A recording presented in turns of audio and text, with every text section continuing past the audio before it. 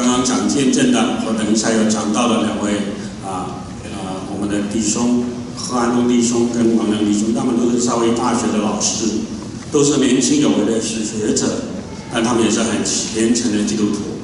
他们要告诉大家，他们怎么样理解这个信仰，这个信仰对他们有什么的帮助。我把时间交给王亮弟兄。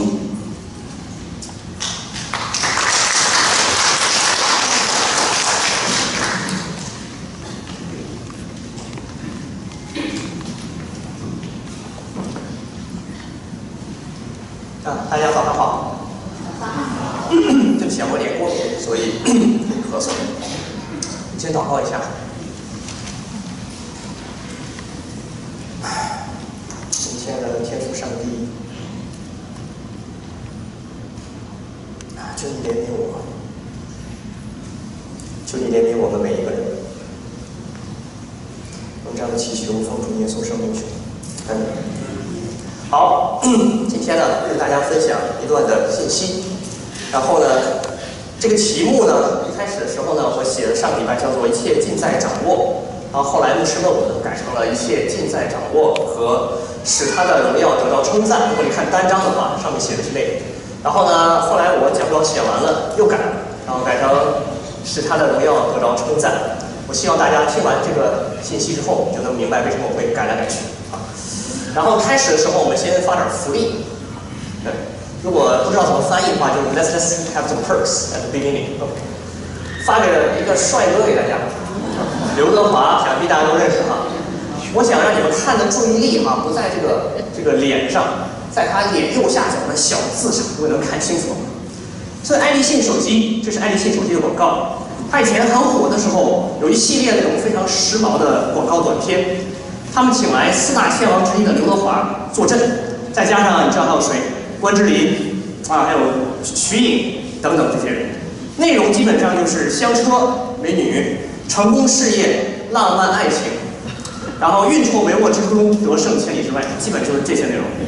然后他们的著名广告语就是右下角那个上面写的是什么呢？一切尽在掌握。这广告语写得非常好，尤其手机本拿在手中，一切尽在掌握。非常吸引人，我也被吸引了。这一切尽在掌握的人生，大家想一想，爱情、事业、金钱、地位、健康、他人的尊重，样样齐全。人生理想决定了人生的追求和努力的方向。这就是为什么我们说上大学的要努力尽快修完学分，全 A 毕业读博士的呢要尽快做出研究成果，找到好的教职。博士后给别人打工的努力出成绩、出绩效，为了加薪。自己做老板的努力多赚钱，为什么？积累财富。官场工作的要努力出成果，为了什么？升迁。像我们这种做研究型教授的，就是多发论文，发好论文，发牛论文。只有这样，你才能成功，对不对？只有这样，别人才会认同你、尊重你羡慕你，甚至崇拜你。你自己也会觉得你的人生很有意义，很有价值。对吧？一切尽在掌握。我刚才所描述的这些，就是我们现在生活这个世界中绝大多数人的价值观。可能你曾经追求一些其他的价值观，慢慢你走入社会，你就被洗得差不多。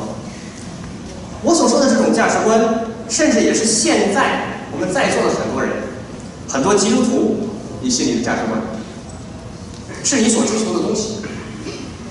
如果怎样怎样，我的人生就有意义。如果怎样怎样，我拿到哪些东西，我的人生就有价值。我们不仅自己如此，我们也希望我们的孩子如此，希望我们所关心的人如此。因为这些观念已经根深蒂固的在我们心里面，在我们脑海里。所以今天的信息，我想跟大家探讨一下这个高大上的问题什么是人生的目标和意义？但是我的出发点是圣经。不是你怎么看，我怎么看，周围的人怎么看。我们一起来研读一段圣经，看那里面怎么描述一个人的人生。然后呢，大家把圣经所说的和我之前描述的这种主流观点做个对比，你会发现一个很有趣的反合性。我用一句话概括一下，就是说一个人如果想要达到完全的实现自我的价值，就必须要放弃自己追求实现自我的价值。如果一个人想要完全达到实现自我的价值，他就必须自己放弃追求实现自我的价值。我本来以为今天会有读经时间，对不起哈，我不知道这个福音主日没有读经时间，所以我没有把圣经打在上面。如果大家手里有圣经的话，我知道我们中间很多慕道朋友没有关系，请你翻到以弗所书1章3到14节，我把这段圣经给大家读一遍。但如果你有的话，你看的话呢，就更方便。以弗所书1章3到14节，以弗所书1章3到14节。愿颂赞归于我们主耶稣基督的父神，他在基督里曾赐给我们天上各样属灵的福气，就如神从创立世界以前，在基督里拣选了我们，使我们在他面前成为圣洁，无有瑕疵。又因爱我们，就按照自己意志所喜悦的，预定我们借着耶稣基督得儿子的名分，使他荣耀的恩典得着称赞。这恩典是他在爱子里所赐给我们的。我们借着爱子的血得蒙救赎，过犯得以赦免，乃是照他丰富的恩典。这恩典是神用诸般智慧聪明，充充足足赏给我们的，都是照他自己所预定的美意，叫我们知道他旨意的奥秘，要照所安排的，在日期满足的时候，使天上地上一切所有的都在基督里同归于一。我们也在他里面得了基业，这原是那位随己意行作万事的，照着他旨意所预定的，叫他的荣耀从我们这首先在基督里有盼望的人可以得着称赞。你们既听见真理的道，就是那叫你们得救的福音，也信了基督。既然信他，就受了所应许的圣灵为印记。这圣灵是我们得基业的凭据，只等到神之民被赎，使他的荣耀得着称赞。没关系，我们后面不断的回来看啊。同样是这段经文，我在去年11月30日的时候讲过一篇道，题目叫做“使他恩典的荣耀得着称赞”。不知道大家是不是还记得那个讲道的内容？我简单总结一下。当时我讲了上帝创造了世界还有人，因为人的犯罪堕落，上帝起初甚好的创造彻底的败坏，然后我们论证了，即便对于不信神的人而言，用良心的标准衡量，发现我们都是一群罪人，并且我们犯罪得罪了道德的本源和公义的本体，就是上帝。上帝对罪人的审判是肉体的死亡及永远的与神隔绝。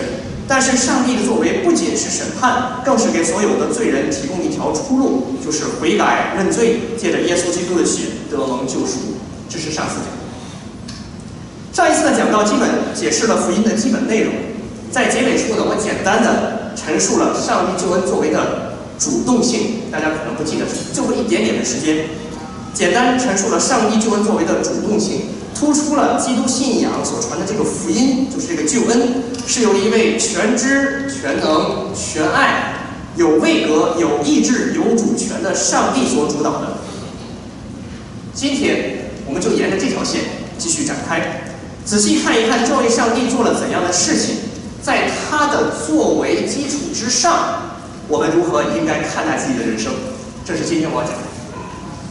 所以我们回到今天这段圣经，我们来重点看其中的一些表达上帝主导权的经文，就是呢包含有拣选、预定、旨意、己意这些关键词的经文。可以放下一页哈。因为时间的关系，我们只能稍微解释一下经文，没有办法详细的解经。我们开始看哈，我们看第4节。就如神从创立世界以前，在基督里拣选了我们，使我们在他面前成为圣洁，无有瑕疵。简单的分析这句话的主句核心是神拣选我们。OK， 神拣选我们，主语是神，谓语是拣选，宾语是我们。后面有2个状语，大家注意有2个状语，我们补一下英文哈。一个是从创立世界以前，第2个状语在基督里。后面还有一个状语从句，使我们在他面前成为圣洁，无有瑕疵，表达了神拣选我们的结果，或者说我们被神拣选的结果。大家注意拣选这个词，希腊文意思很有意思，它是说从很多中间选出一个。你们可以看到我再说一遍哈，从很多中间选出一个。所以，第一，不是所有人，而是一部分人被拣选。第二，拣选是个别性的，不是集体性的。所谓集体性是说，我要挑出一共12个人，不管是谁，12个就可以了。个别性的拣选是什么？我要一个一个挑出我想要的这12个人，每一个都是谁？大家能听懂这个区别吗？这是很有趣的地方啊！我没有时间，我们目光。神拣选的时间，这是里面咒语所讲的，在创立世界以前，在人被造以前，那么神的拣选就必然与我们的行为、个性、品格没有关系。那到底是什么决定了哪一些人被神所个别拣选的？这是一个问题。还有一个问题，在基督里，上一节啊，在基督里是什么意思？我们继续往下看，第5节，又因爱我们，就按照自己一直所喜悦的，预定我们借着耶稣基督得儿子的名分。这其中第2个小句子，逗号之后第2小句子可以翻译成照着自己意愿的美意。那这里的主语呢是接续上一句的，谓语是预定，直接的宾语是我们。OK， 预定我们什么呢？后面有个宾补，宾语补足语，得儿子的名分。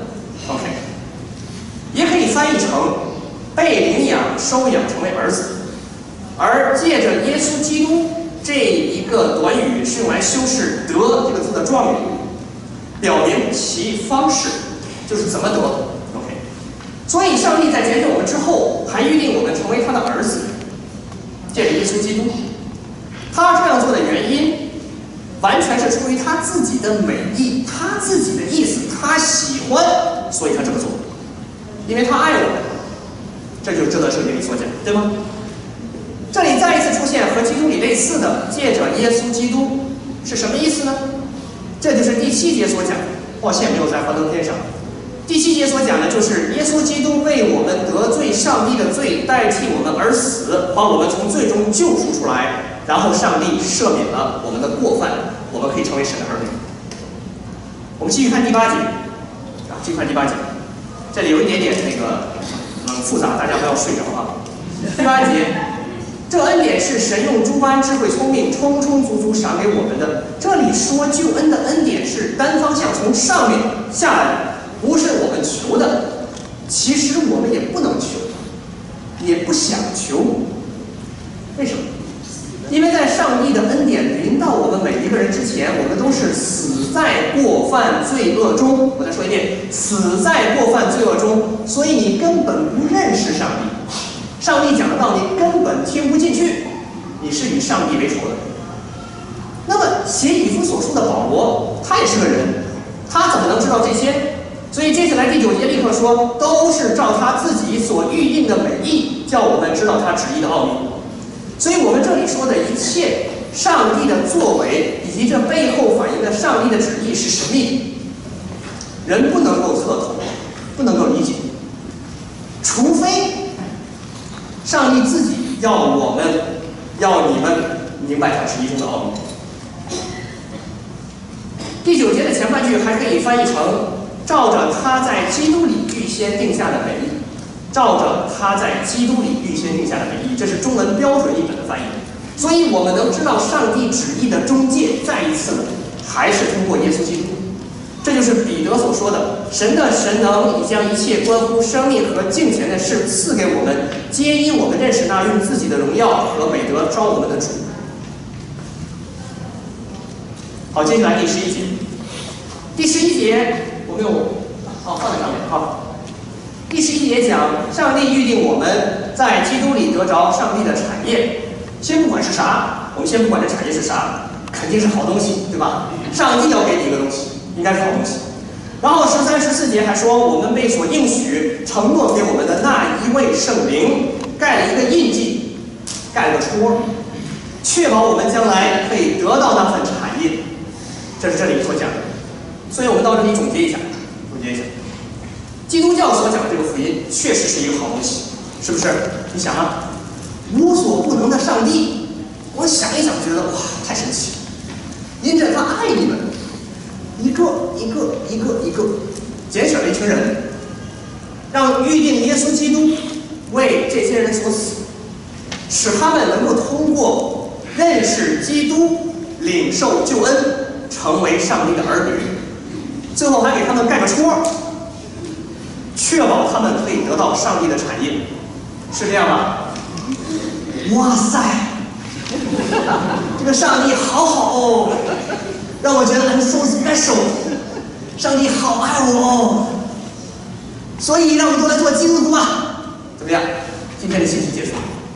I'm just kidding。Wait a minute， 有人可能会说，我们还要仔细看一看上帝赐的产业是啥啊？是不是？到底有多少的价值？然后我掂量掂量，我们做一个决定。继续看，基业这个词很有意思，我花了很长时间搞不清楚它指的是什么。我们看希腊文的原文，发现第11节和第14节中的基业，它是一个词。第14节中的基业是指，我慢慢的讲啊，因着继承所得到的产业，它的关键在产业这部分。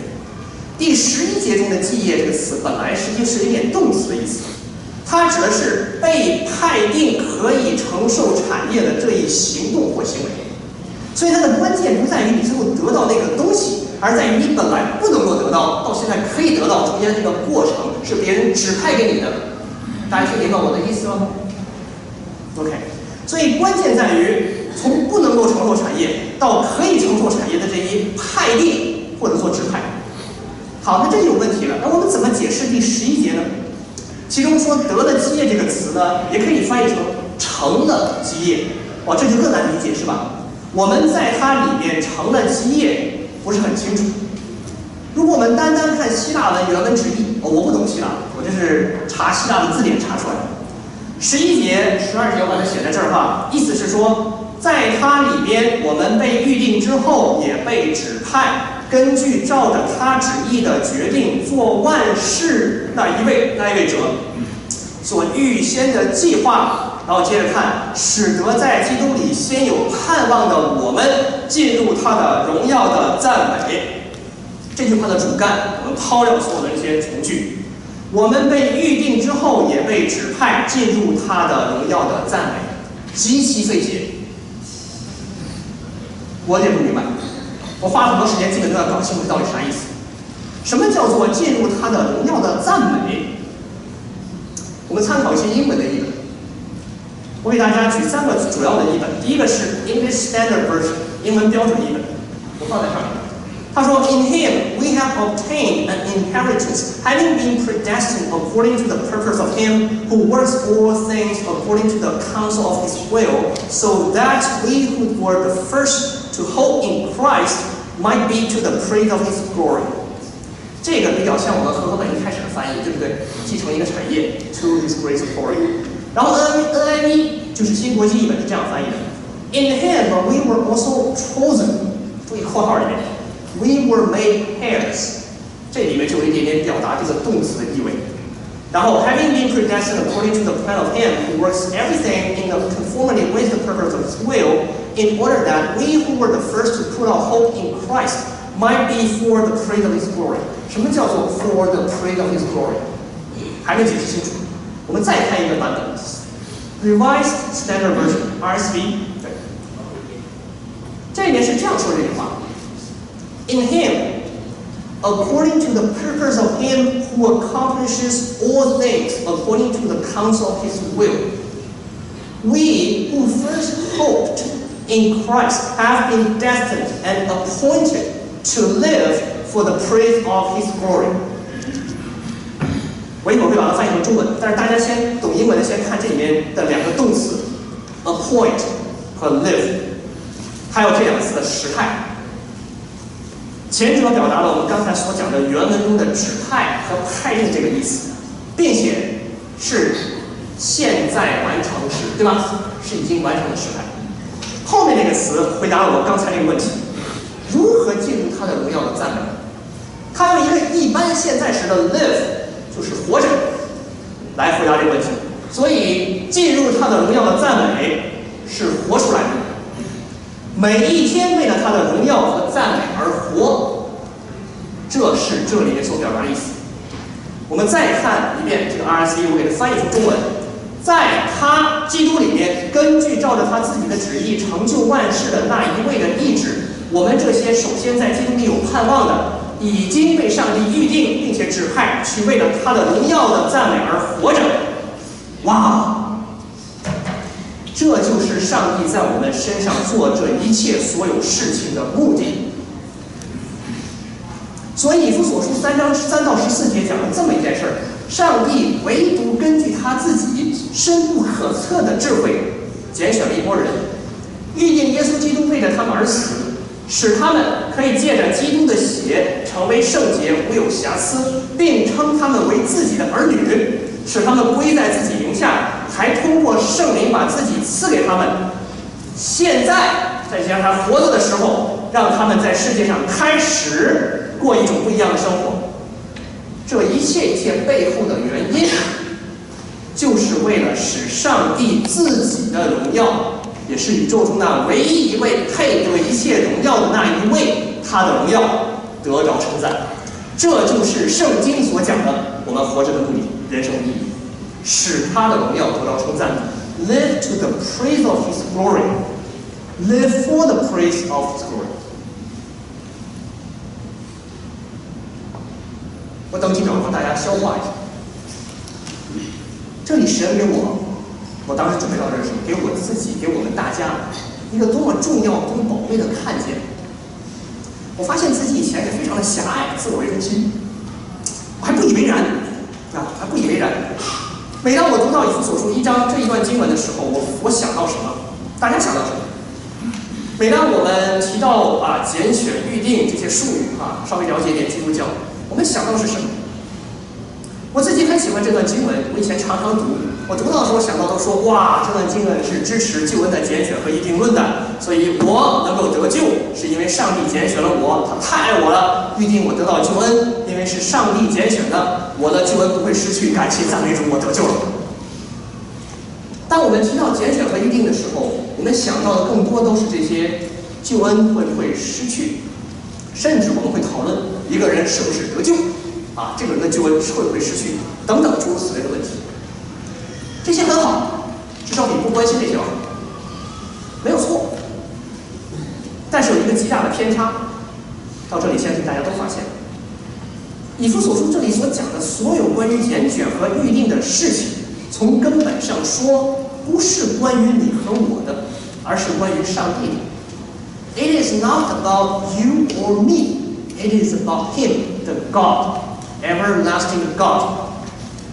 也不仅仅是关于我们得救的，而更是关于上帝自己的荣耀。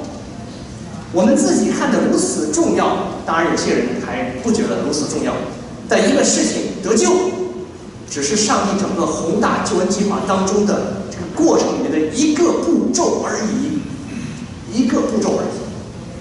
再接下来还有一大段的时间，在我们出生之前还有一大段的时间，以后在永恒里还有一大段的时间。我们的目的是什么？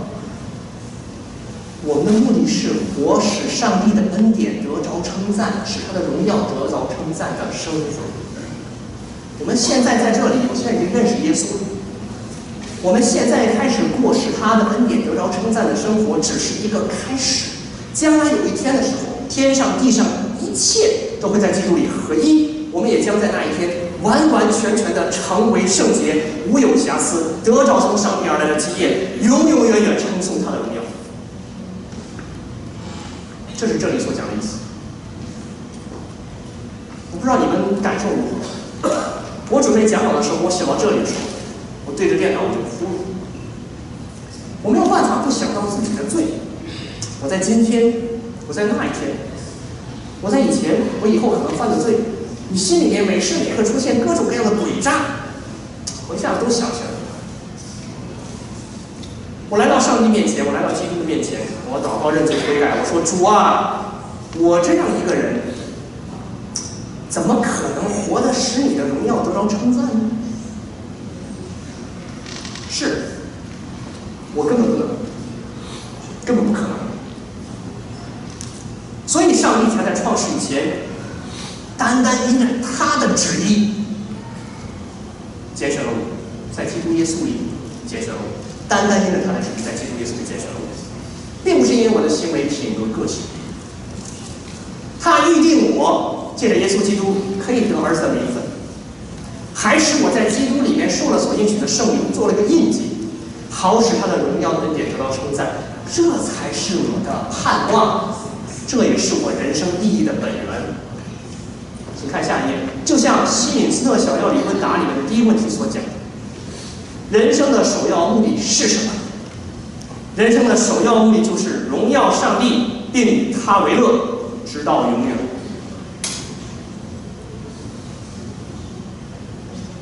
今天是福音主日，讲了半天，大家可能没注意到今天是福音主日啊。今天是福音主日，在座的肯定有一些朋友是还在接触和了解这个信仰。想必你们听到这里可能会有这样的想法：你是一个基督徒，还是一个信的比较迷的基督徒啊？是吧？听到这样讲法啊，信的比较迷的基督徒，你当然说人活着就是为了要敬拜上帝哦。我们又不信你这个神，你讲的这些跟我没有什么关系。我的人生我做主 ，make sense， 对吧？乍一听这话很有道理，但是我想说，我在这里和大家讲的这些，不是一个宗教用来劝慰教徒的语重心长的大道理。我也不是要在这里面鼓舞你们一下，调戏你们高涨的宗教情绪，不是哇感谢主。我也不是要给你们洗脑，我这里讲的是永生神上帝自己愿意启示出来，给人知道的他的旨意的奥秘。如果没有上帝的拣选和预定，没有上帝的恩典和爱临到你，你当然不能够明白。这是因为你因着自己的过犯和罪孽原是死的，就和我很多在座的人以前是一样的。你也做不到，没法回应上帝的话，除非他的恩典临到你。因为你们从前行事为人是顺着这世界的潮流，顺着那空中势力的掌权者，就是现今在那些不信从的儿女里面做工的灵。除非神的恩典先临到，否则你没有办法。那你可能会接着说，恩典临到，对吧？我被拣选。如果我被拣选，不管我做什么，我都得救。如果我不被拣选，不管我做什么，我无论怎么做，不会有任何的不同。反正上帝不会接受我 ，so what？ 更没 sense， 是不是？我引用一段话，是北美正统长老会的中间有一篇文章，中间一段话来回应这一点，为大家读一下。人的本性总是想要扭转形势，好责怪上帝，而不是责怪他自己。但是上帝的道路不是我们的道路，他主权的拣选不会以任何方式来消灭我们的责任。如果你害怕你没有被拣选，你的态度应该像《列王纪下》里面的4个长大麻风的人。当时耶路撒冷被围城，众人因饥荒而死，城墙外是亚兰人，就是他们的敌人的帐幕。然后4个人彼此说：“我们为何坐在这里等死呢？来吧，我们去投降亚兰人的军队。他们若留我们活命，我们就活着；若杀我们，就死了吧。”因此，福音是对失丧的罪人的邀请。如果他们坐在原地，必死无疑；如果他们以悔改和信心寻求主，他们不可能比现在更糟糕。除此之外，耶稣还说：“凡是到我这里来的，我总不丢弃他。”所以事实的真相是什么？人的本性厌恶一件必不可少的事，就是在彻底的自我绝望和无助当中，不得不向上帝屈膝下拜。然而，只有这样，才能真正得救。后面还有一段话接着说：“因为没有人能够知道自己有没有被拣选，除非他在不信当中死了。原因很简单，上帝没有给任何还不相信的人透露这样的信息。上帝没有告诉你，你没有被他拣选。然而，那些借着耶稣来到上帝面前的人会发现，耶稣确实是特地的为了他们死了，然后他们可以和保罗一样一起说：神的儿子，他是爱我，为我舍己。阿门。所以，上帝主权的拣选不抹杀人的责任。这就是基督信仰真理的反合性。大家听得到，我一开始说了反合性，这就是反合性，这是神的智慧，这不是我想出来的，不是任何一个人想出来的。保罗说，世人凭自己的智慧既不认识神，神就乐意用人当作愚拙的道理拯救那些信的人，这就是神的智慧。什么是愚拙的道理？你承认你自己不行，这样你却成为一个行人，这就是愚拙的道理。谁会傻到天天承认自己不行？我们不得不承认，我们自己和全知、全能、全爱的上帝不一样。我们在很多方面都是有限的。如果我们想要追求真正实现自己的价值，我们必须首先放弃这个念头，就是我们可以实现自己的价值，然后才能使我们的人生价值被实现。我再说一次，这就是基督信仰真理的反核性。只有当我们谦卑地承认我们自己作为被造物的有限性，并不离开造物主去追求自我实现的时候，我们作为一个人意义和价值才真正的实现。如果你听到这里发现自己以前的人生是顺着世界的潮流飘来飘去，或者你根本不知道自己人生的意义如何，或者你有一个自己所要追求的目标，但是你从来没有听过现在我讲的这些，那么我感谢主，现在是永生神上帝使用我对你们讲话，告诉你们有一条和你们以前的人生完全不一样的道路，是你从来没有想过、可能无法想象的人生的道路。那就是借着耶稣基督他的宝血来到上帝的面前，悔改承认我们想要取代造物主的罪，并按照他的预先定下的美意，开始过一个使他的荣耀得到称赞的生活。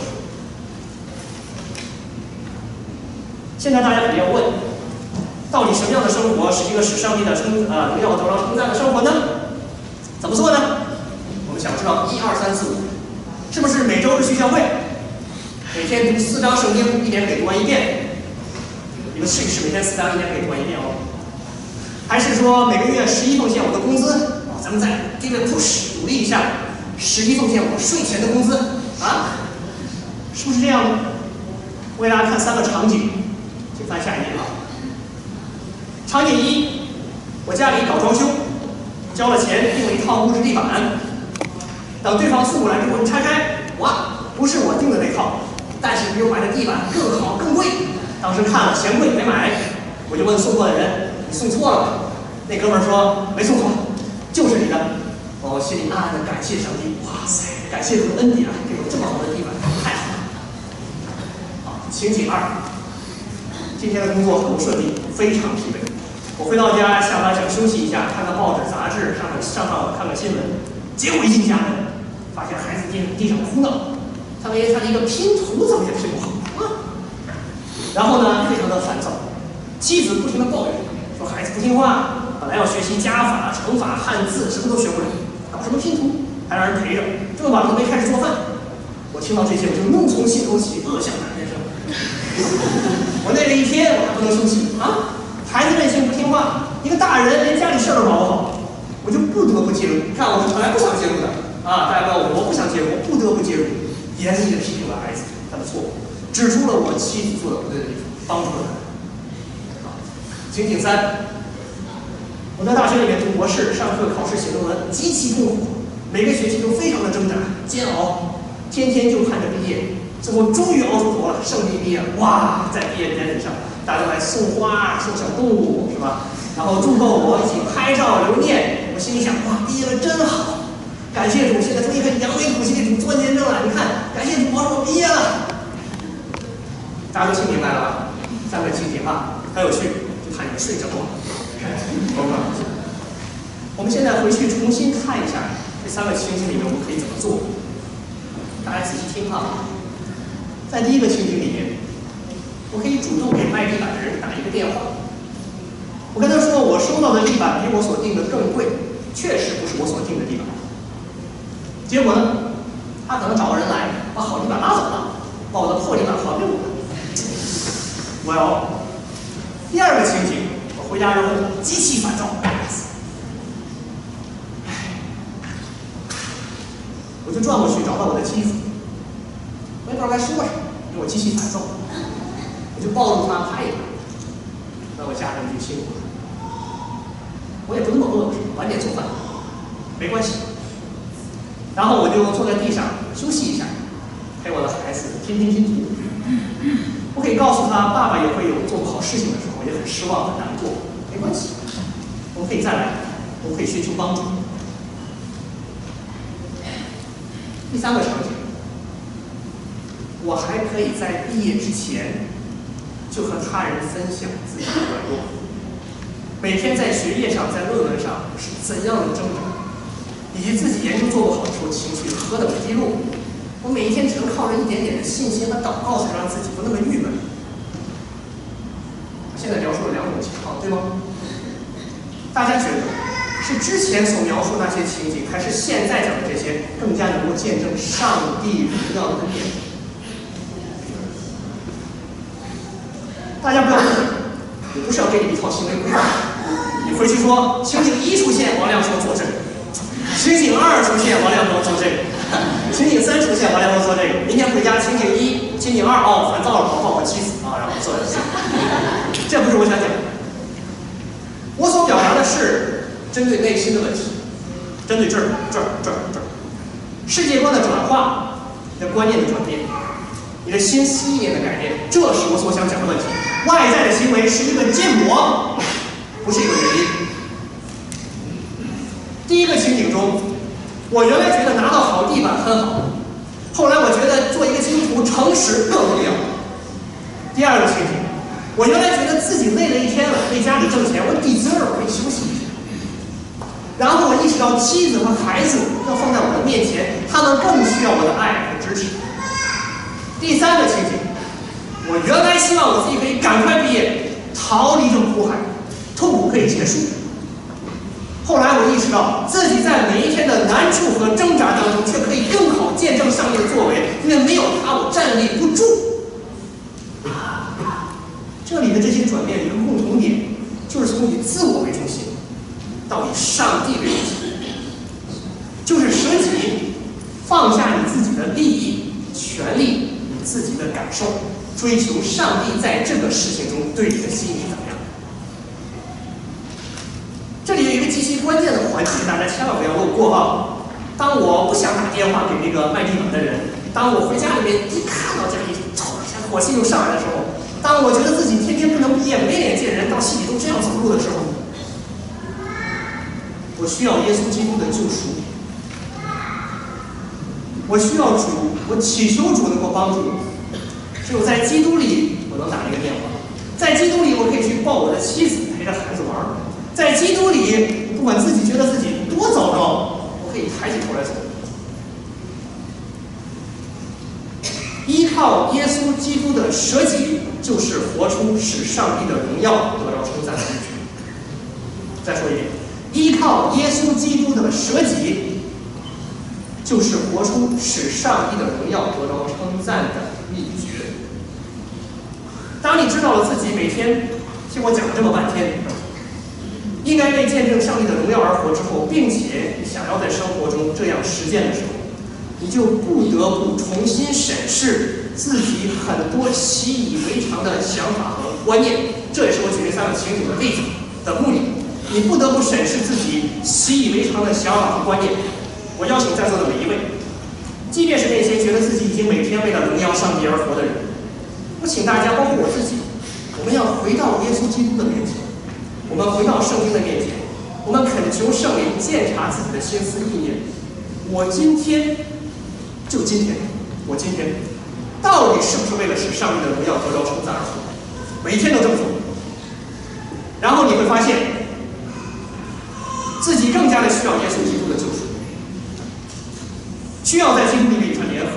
因为我们每一天太多时候，我们变着花样在求自己的益处，根本不是求上帝的荣耀。我可以讲得天花乱坠，事实并非如此，所以我们要见证。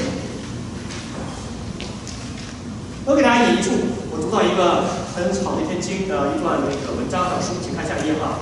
这是写了一本很畅销的，也是一个很好的一本书，叫做《没有基督的基督教》的作者叫做迈克尔·霍尔。他在《当代改革宗》这个杂志上发表了一篇文章，这个文章题目叫做《没有基督的基督教，打在基督的路上》。我给大家分享其中一段话，他说：“教会存在的目的是为了把我们和我们的行为这个主题转变为上帝和他的救赎作为，把我们拯救世界的诸多使命转变为基督已经完成的救赎使命。倘若教会宣讲的信息，听众不需要归信也能明白，如果他对那些做了一辈子基督徒的人来说，从来是不痛不痒的，不会偶尔冒犯他们，以至于他们需要更多的向自己死，更多的向基督而活，那么这信息就不是福音。后面还有一个，当有人在谈论基督，很多事情可能发生，但未必和基督他的死亡、升高、掌权再来有关系。但是当我们宣讲基督的拯救之分，教会就成为死亡和复活的舞台，会带来真正的见证、爱人、团契、团体和侍奉的生命。然而这些生命仍需要得到赦免，因此总是需要再次回到基督的好消息，我们的福音当中。说得非常好，把我想表达意思概括出来，所以人家可以写出一个清楚。最后呢，给大家分享一个见证，分享一个年轻人的见证，可以翻下一页。我本来有点犹豫，因为时间会不会有点长了。开始前牧师突然跟我说：“不要着急，慢慢讲。”感谢。不管牧师怎么讲到，但是这个对我一些信心，我给大家讲这个见证。有一个有理想有抱负的年轻人，他想要改变世界。你看，他把那个圣路易斯20都弄完了。他从小家境不好，经常受到不公平的待遇，所以他想通过自己的努力让别人看得起、尊重他，把生活掌握在自己手里。他也是比较聪明，学习能力也挺强的，常常有危机感，总担心，所以特别努力。从初中到研究生都上的是重点学校，成绩很好，各种什么奖学金啊、什么保送啊、文艺社团体育活动遍地开花。还找到一个漂亮、温柔、聪明、孝顺的女朋友啊！这些所谓的成功啊，让他坚信一件事情：人一定要靠自己，人一定要靠自己，要靠自己坚持不懈的努力来改变命运，对吧？足够优秀就会吸引漂亮可爱的女生。后来他来美国留学，在校园团契中第一次听到福音，后来觉志受洗，成了一名基督徒。哇，这下了不得！他发现自己居然和真理站在一边了，所以他就更加坚定不移地走自己的道路。什么道路呢？把个人努力进行到底，靠着上帝的助力，再加上个人努力。你想想，大家了得，公务不克，战无不胜，对不对？你问他信不信上帝的大能，他说当然相信了。但是如果一个人什么自己都不做的话，上帝也没法帮助他。所以人一定要努力。这种状况持续了一段时间。在他博士第3年结束时，他的导师工作变动去了另一个学校，结果系里没有人能指导他的研究论文，怎么办呢？当然是靠自己。他主动去寻求校外老师的帮助和指导，四处联系，寻求好的研究机会。在毕业前1年，他得到一个在某著名研究机构实习的机会，他就每天努力做研究。准备自己找工作和毕业要有一篇论文，然后呢，他主动找到本领域里的专家呢，交流研究成果啊，social 对吧？社交搞关系，竭尽一切努力为自己将来铺路。他的如意算盘就是呢，顺利完成实习，搞出一篇高质量的论文，然后到美国一个高校找工作，如期毕业，然后生孩子，等等等等。他当然受不了，答应等等。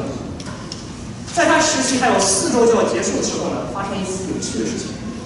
他在一次和专家讨论中，发现他之前所做的一切关于论文的，居然全都错了。这真是一个巨大的打击，因为他必须在余下4周的时间里做出研究成果，并且给一场学术报告。他还要在不到4个月的时间里写出一篇质量足够好的论文，让他能够找到工作，能够毕业。当时他已经没有奖学金了，而且他的妻子已经怀孕了。于是他每天生活在极大的压力中，他脑子里想的都是：如果研究做不出来怎么办？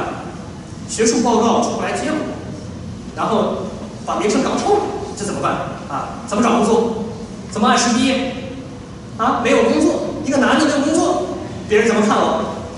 啊，妻子马上要生宝宝了，怎么办？喝西北风，我们喝西北风，那小孩不能喝西北风，对吧？每天脑子里都是这些问题，每一天都是这个问题，无时无刻不在想这些事情。他很努力，对吧？他一直靠努力吃饭，非常努力。每天早上7点不到就到办公室，晚上10点多之后才回家，一天吃1顿饭，节省时间。除了周日早上去教会之外，全部时间都在工作。但是这些努力不能减轻他的压力，他觉得努力可以让我没有压力 ，no， 努力不能减轻他的压力。即便后来他做出一点点成果，他还是担心结果不够丰富，报告是被人挑战、被人鄙视怎么办啊？名声搞臭，老在说这个事情，对吧？没法混。他的压力大到一个地步，他连安静祷告都做不到，因为脑子里不断的都是这些想法，怎么办？你下一步要做1、2、3、4、5。他只能通过不停的读圣经、读赞美诗，才能够使自己保持冷静。作为一个旁观者，我们现在都是旁观者，一个年轻人，我也是旁观者。我们现在听到这些可能觉得没什么，因为很多人我相信在座的，你经历过比这更难的事情、更大的事情。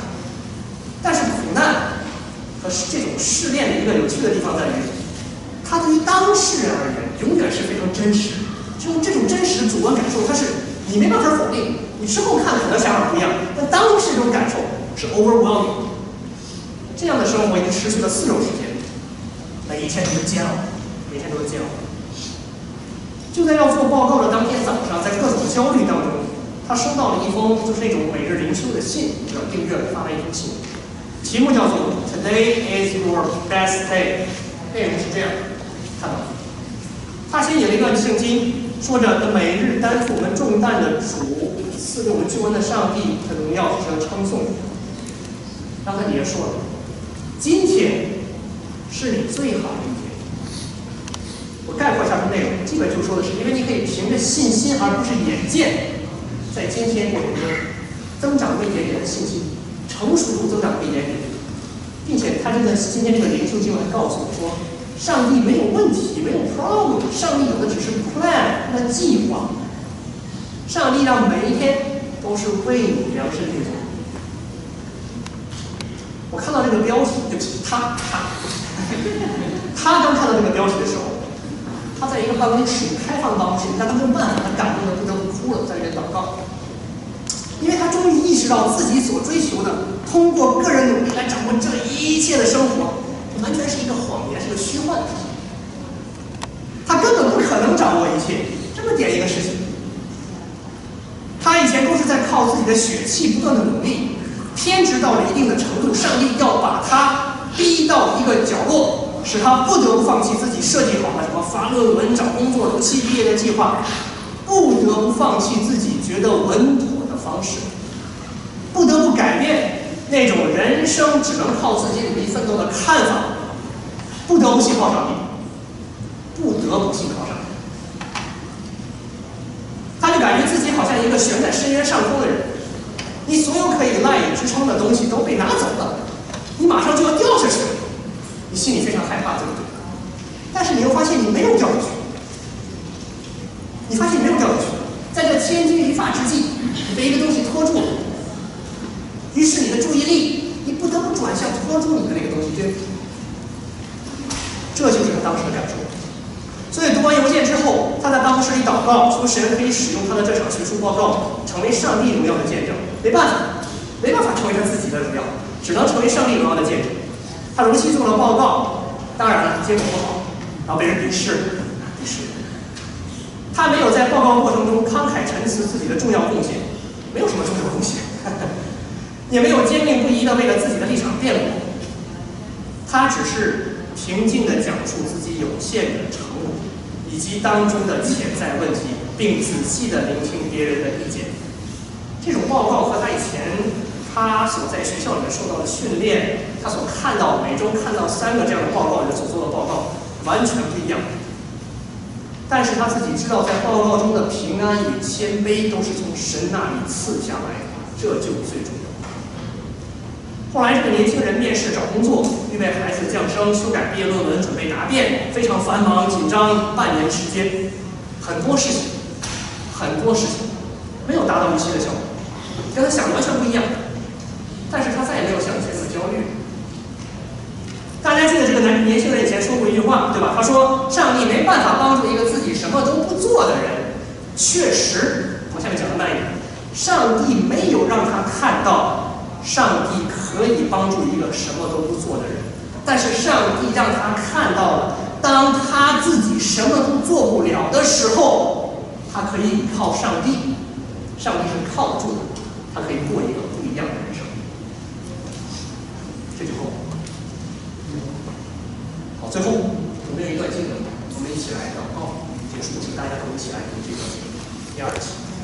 求我们主耶稣基督的神，荣耀的父，将那赐人智慧和启示的灵赏给我们，使我们真知道他，并且照明我们心中的眼睛，使我们知道他的恩召有何等指望，他在圣徒中得的基业有何等丰盛的荣耀，并知道他向我们这信的人所显的能力是何等浩大。奉主耶稣的名祈求，阿们。